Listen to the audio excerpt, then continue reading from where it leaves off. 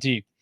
ਅਗਲੀ ਖਬਰ ਦੇ ਵੱਲ ਵਧੀਏ ਤੇ ਅਗਲੀ ਖਬਰ ਫ੍ਰੈਜ਼ਨੋ ਤੋਂ ਆ ਰਹੀ ਹੈ। ਫ੍ਰੈਜ਼ਨੋ ਦੇ ਵਿੱਚ ਇੱਕ ਜਣੇ ਨੂੰ ਛੁਰੇ ਮਾਰੇ ਗਏ ਨੇ ਤੇ ਪੁਲਿਸ ਨੇ ਹੁਣ ਹਮਲਾਵਰ ਨੂੰ ਫੜ ਲੈਣ ਦਾ ਵੀ ਜਿਹੜਾ ਗ੍ਰਿਫਤਾਰ ਕਰਨ ਦਾ ਦਾਅਵਾ ਕੀਤਾ ਹੈ। ਪੁਲਿਸ ਦਾ ਇਹ ਦਾਅਵਾ ਹੈ ਕਿ ਜਿਹੜਾ ਪੀੜਤ ਹੈ, ਵਿਕਟਮ ਹੈ, ਉਹਦੀ ਹਾਲਤ ਕਾਫੀ ਗੰਭੀਰ ਹੈ, ਕ੍ਰਿਟੀਕਲ ਕੰਡੀਸ਼ਨ ਦੇ ਵਿੱਚ ਹੈ। ਇਹ ਜਿਹੜੀ ਵਾਰਦਾਤ ਵਾਪਰੀ ਹੈ, ਘਟਨਾ ਵਾਪਰੀ ਹੈ, ਇਹ ਫ੍ਰੈਜ਼ਨੋ ਕਾਰ ਡੀਲਰਸ਼ਿਪ ਹੈ ਇੱਕ, ਉੱਥੇ ਇਹ ਵਾਰਦਾਤ ਜਿਹੜੀ ਹੈ ਵਾਪਰੀ ਹੈ ਤੇ ਇਸ ਕਾਰ ਡੀਲਰਸ਼ਿਪ ਦੇ ਵਿੱਚ ਇੱਕ ਹਮਲਾਵਰ ਨੇ ਇੱਕ ਬੰਦੇ ਨੂੰ ਛੁਰੇ ਮਾਰ ਦਿੱਤੇ, ਜਿਹਦੀ ਕਿ ਵਿਕਟਮ ਦੀ ਜਿਹੜੀ ਉਮਰ ਆ ਉਹ 30 ਕੁ ਸਾਲਾਂ ਦੱਸੀ ਗਈ ਹੈ।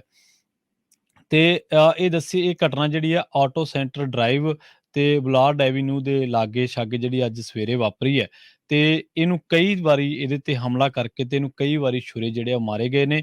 ਤੇ ਵਿਕਟਮ ਦੀ ਉਮਰ ਜਿਹੜੀ ਮਾਫ਼ ਕਰਨਾ ਉਹ ਮੈਂ 30 ਸਾਲ ਕਹਿ ਬੈਠਾ, ਹਮਲਾਵਰ ਦੀ ਉਮਰ 30 ਸਾਲ ਹੈ, ਵਿਕਟਮ ਦੀ ਉਮਰ 50 ਸਾਲ ਹੈ ਤੇ ਉਸ ਤੋਂ ਬਾਅਦ ਉਹਨੂੰ ਹਸਪਤਾਲ ਲਿਜਾਇਆ ਗਿਆ ਜਿੱਥੇ ਉਹਦੀ ਹਾਲਤ ਜਿਹੜੀ ਹੈ ਕ੍ਰਿਟੀਕਲ ਦੱਸੀ ਗਈ ਹੈ ਤੇ ਪੁਲਿਸ ਦੱਸਦੀ ਹੈ ਵੀ ਇਹ ਜਿਹੜਾ ਸਸਪੈਕਟ ਆ ਇਹਨੇ ਪਹਿਲਾਂ ਭੱਜਣ ਦੀ ਕੋਸ਼ਿਸ਼ ਕੀਤੀ ਸੀ ਤੇ ਫਿਰ ਉਹਨੂੰ ਜਿਹੜਾ ਉਹ ਫੜ ਲਿਆ ਗਿਆ ਸੀ। ਹੁਣ ਇਹਨੇ ਹਮਲਾ ਕਿਉਂ ਕੀਤਾ? ਇਹਦੀ ਕੋਈ ਪਹਿਲਾਂ ਇਹਨਾਂ ਦੀ ਕੋਈ ਟਸਲਬਾਜ਼ੀ ਸੀਗੀ ਆਪਸ ਵਿੱਚ ਦੀ ਜਾਂ ਪਹਿਲਾਂ ਇਹਨਾਂ ਦੇ ਵਿਚਾਲੇ ਕੀ ਗੱਲਬਾਤ ਹੋਈ ਆ ਉਹਦੇ ਬਾਰੇ ਕੁਛ ਨਹੀਂ ਪਤਾ ਕਿਉਂਕਿ ਡੀਲਰਸ਼ਿਪ ਵਾਲੇ ਵੀ ਕਹਿ ਰਹੇ ਆ ਵੀ ਇਹਨਾਂ ਦੇ ਵਿਚਾਲੇ ਸਾਨੂੰ ਜਿਹੜੇ ਇੰਪਲਾਈ ਆ ਉਹ ਕਹਿੰਦੇ ਵੀ ਸਾਨੂੰ ਨਹੀਂ ਪਤਾ ਵੀ ਅਟੈਕਰ ਨੇ ਹਮਲਾ ਕਿਉਂ ਕੀਤਾ ਹੈ। ਸੋ ਪੁਲਿਸ ਨੇ ਹੁਣ ਜਿਹੜੇ ਚਾਕੂ ਦੇ ਨਾਲ ਹਮਲਾ ਕੀਤਾ ਗਿਆ ਸੀ, ਜਿਹੜੇ ਨਾਈਫ ਦੇ ਨਾਲ ਉਹਨੂੰ ਅਟੈਂਪਟ ਕੀਤਾ ਗਿਆ ਸੀ ਇਸ ਵਾਰਦਾਤ ਨੂੰ, ਉਹ ਵੀ ਜਿਹੜਾ ਉਹ ਬਰਾਮਦ ਕਰ ਲਿਆ। ਸੋ ਹੁਣ ਪੁਲਿਸ ਇਸ ਪੂਰੀ ਵਾਰਦਾਤ ਦੇ ਜਿਹੜੇ ਕਾਰਨ ਹੈ ਉਹ ਖੰਗਾਲ ਰਹੀ ਹੈ ਪਰ ਅਚਾਨਕ ਇਹ ਵਾਰਦਾਤ ਵਾਪਰਨ ਕਰਕੇ ਜਿਹੜੇ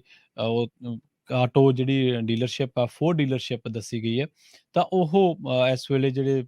ਇੰਪਲਾਈਜ਼ ਨੇ ਉਹ ਕਾਫੀ ਹੈਰਾਨ ਨੇ ਵੀ ਇਸ ਤਰ੍ਹਾਂ ਕੋਈ ਬੰਦੇ ਦੋ ਅਣਜਾਣ, ਪਤਾ ਨਹੀਂ ਉਹਨਾਂ ਦਾ ਪਿੱਛੇ ਕੀ ਝਗੜਾ ਹੋਇਆ ਜਾਂ ਪਿੱਛੇ ਉਹਨਾਂ ਦੀ ਆਪਸੀ ਕੀ ਗੱਲਬਾਤ ਹੋਈ ਆ, ਪਰ ਇਸ ਤਰ੍ਹਾਂ ਆ ਕਿ ਇੱਕ 50 ਸਾਲਾ ਬੰਦੇ ਨੂੰ, ਇੱਕ 30 ਸਾਲਾ ਬੰਦੇ ਨੇ ਅਚਾਨਕ ਹਮਲਾ ਕਰਕੇ ਤੇ ਕਈ ਵਾਰ ਕਰ ਦਿੱਤੇ ਚਾਕੂ ਦੇ ਨਾਲ ਤੇ ਉਸ ਤੋਂ ਬਾਅਦ ਉਹਨੂੰ ਕ੍ਰਿਟੀਕਲ ਕੰਡੀਸ਼ਨ ਦੇ ਵਿੱਚ ਹਸਪਤਾਲ ਜਿਹੜਾ ਉਹ ਲਿਜਾਇਆ ਗਿਆ। ਜੀ। ਜੀ। ਅਗਲੀ ਖਬਰ ਦੇ ਵੱਲ ਵਧੀਏ ਤੇ ਅਗਲੀ ਖਬਰ ਫ੍ਰੈਜ਼ਨੋ ਤੋਂ ਆ ਰਹੀ ਹੈ। ਫ੍ਰੈਜ਼ਨੋ ਦੇ ਵਿੱਚ ਇੱਕ ਜਣੇ ਨੂੰ ਛੁਰੇ ਮਾਰੇ ਗਏ ਨੇ ਤੇ ਪੁਲਿਸ ਨੇ ਹੁਣ ਹਮਲਾਵਰ ਨੂੰ ਫੜ ਲੈਣ ਦਾ ਵੀ ਜਿਹੜਾ ਗ੍ਰਿਫਤਾਰ ਕਰਨ ਦਾ ਦਾਅਵਾ ਕੀਤਾ ਹੈ। ਪੁਲਿਸ ਦਾ ਇਹ ਦਾਅਵਾ ਹੈ ਕਿ ਜਿਹੜਾ ਪੀੜਤ ਹੈ, ਵਿਕਟਮ ਹੈ, ਉਹਦੀ ਹਾਲਤ ਕਾਫੀ ਗੰਭੀਰ ਹੈ, ਕ੍ਰਿਟੀਕਲ ਕੰਡੀਸ਼ਨ ਦੇ ਵਿੱਚ ਹੈ।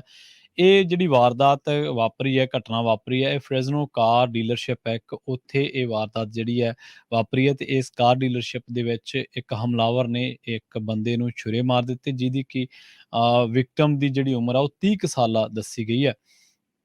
ਤੇ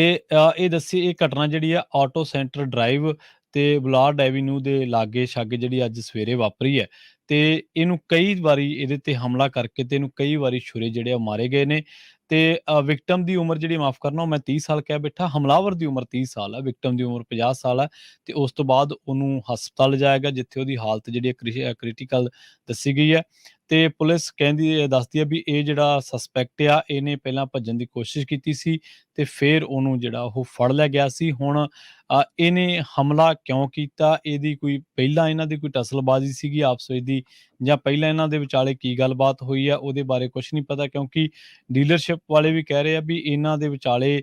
ਸਾਨੂੰ ਜਿਹੜੇ ਇੰਪਲਾਈ ਆ ਉਹ ਕਹਿੰਦੇ ਵੀ ਸਾਨੂੰ ਨਹੀਂ ਪਤਾ ਵੀ ਅਟੈਕਰ ਨੇ ਹਮਲਾ ਕਿਉਂ ਕੀਤਾ ਹੈ। ਸੋ ਪੁਲਿਸ ਨੇ ਹੁਣ ਜਿਹੜੇ ਚਾਕੂ ਦੇ ਨਾਲ ਹਮਲਾ ਕੀਤਾ ਗਿਆ ਸੀ, ਜਿਹੜੇ ਨਾਈਫ ਦੇ ਨਾਲ ਉਹਨੂੰ ਅਟੈਂਪਟ ਕੀਤਾ ਗਿਆ ਸੀ ਇਸ ਵਾਰਦਾਤ ਨੂੰ, ਉਹ ਵੀ ਜਿਹੜਾ ਉਹ